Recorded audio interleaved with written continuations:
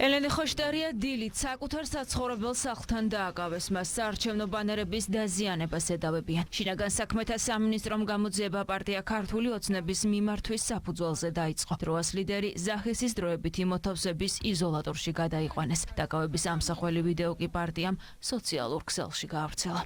დააკავეს და ბრალი წარუდგინეს იმ მუხლით, რაც გუშინ დაწერა შინაგან საქმეთა სამინისტრომ სისხლის სამართლის კოდექსის 157 მუხლით, რაც არის რა თქმა უნდა აბსურდი პოლიტიკურად. მმართველი გუნდის თქმით კი უფრო დიდი აბსურდი ხოშტარიას მხრიდან რუსულ საქმეზე მითითებაა მაშინ, როცა მისი ოჯახი ყოველთვე რუსულ რუბლებს ითვლის. მხოლოდ დღეს ტელეკომპანია იმედის ინფორმაციით ელენე ხოშტარიას მამის გოგი ხოშტარიას ანგარიშზე რუსეთის ფედერალური ბიუჯეტიდან 9 მილიონი რუბლი ჩაირიცხა, რაც დაახლოებით $110,000 ექვივალენტია.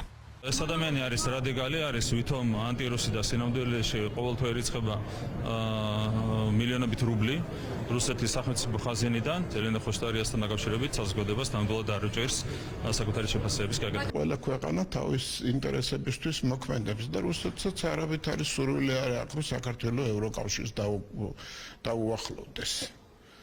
რატომაც არ უნდა აწყობდეს ის დაძაბულობა, რომელიც ევროკავშირის სახელით მიმდინარეობს და რომელსაც სათავეში უდგას ადამიანი, ვისაც თვითონვე აფინანსებს. ამ თანხით გათამამებული საკმაოდ ფინანსურად წელში გამართული ელენე ხოშტარია ლამობს, რომ სათავეში ჩაუდგეს ამ ექსტრემისტს და ვერავინ ვერ დაასწროს, ვერც ხაბეიშვილმა გადაასწროს და ვერც გედი ფოფხაძემ. ვინც გინდა დააწეროს რუსული სიტყვა, რასაც გინდა, აი აქ ვიმსახართ.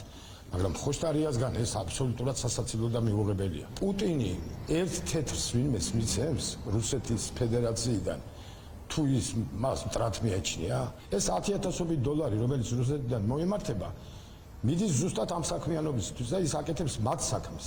კახა კალაძის საარჩევნო ბანერი დროას ლიდერმა 14 სექტემბერს დააზიანა. ვიდეო სოციალურ ქსელში ხოშტარიამ თავადვე გაავრცელა და განაცხადა, რომ ამ ფორმით სოლიდარობას უცხადებდა მეგიდია სამინძეს, რომელიც რამდენიმე დღის წინ სწორედ კალაძის საარჩევნო ბანერის დაზიანების ფაქტზე დააკავეს.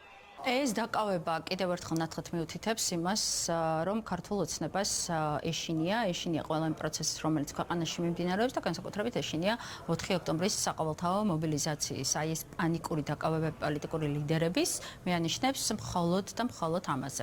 თბილისის მერი კი ოპონენტებს კანონზე და მის მორჩილებაზე მიუთითებს. ამბობს, რომ კანონის წინაშე ყველა თანასწორია.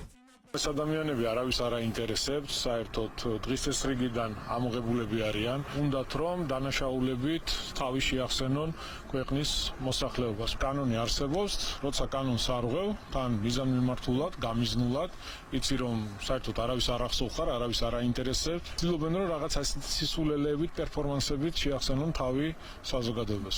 გამოძიება სისხლის სამართლის კოდექსის 187 მუხლით მიმდინარეობს, რაც ნივთის დაზიანებას ან განადგურებას გულისხმობს. დანაშაული 5 წლამდე ვადით თავისუფლების აღკვეთას ითვალისწინებს.